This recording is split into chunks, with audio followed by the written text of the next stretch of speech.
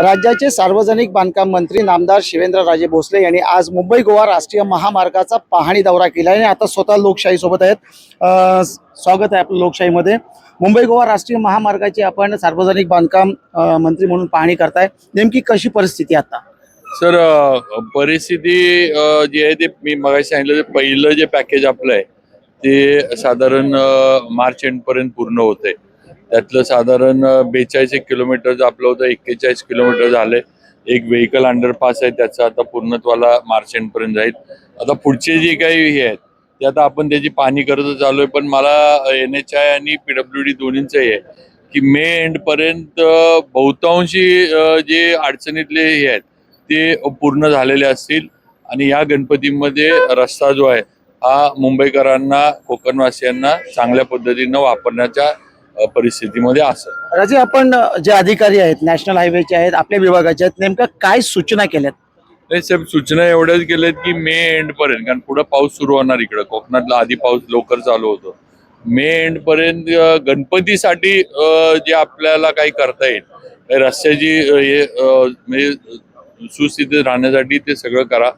दुसरं मी त्यांना एवढं सांगितले की जिथं आपल्याला लक्षात येते की हे काम मे एंड पर्यंत होणार नाही त्या ठिकाणी तिथले सर्व्हिस रोड तरी चांगले करून ठेवा, म्हणजे पावसाळ्यामध्ये ती वाहतूक जी आहे ती नीटनेटकी चालू राहील, एवढ्या सूचना मी दिलेल्या आहेत। या आधी देखील सार्वजनिक बांधकाम विभागाच्या मंत्र्यांनी महोदयांनी दौरे केले होते, हा दौऱ्यांचा फार्स होतोय कुठेतरी अशी कोकणातली जनता बोलते, तर नेमकं आता काय आश्वासित कराल?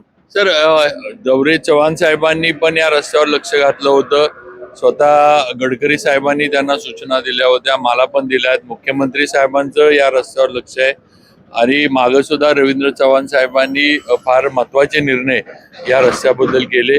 आता आपण पण बघतोय की बहुतांशी काम होत आले, अडचणी होत्या, काही ॲक्विजिशनच्या होत्या, काही ठिकाणी लिटिगेशन झाले होते, काही ठिकाणी कॉन्ट्रॅक्टर जे होते ते चांगले मिळाले नाहीत, काही ठिकाणी टेंडर कॅन्सल झाली, अशा अनेक गोष्टी झाल्या, मान्य आहे।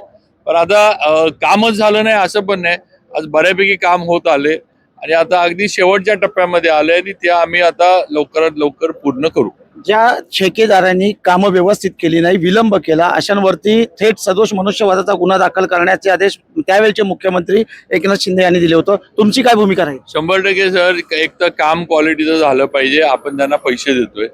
दुसरं म्हणजे काम त्यांनी घेतलेलं आहे, आपण काय डिपार्टमेंटनं मागं लागून काम दिलेलं नाही, त्यामुळं अभाव गेले का बिलो गेले ह्याच्याशी आम्हाला कर्तव्य नाही।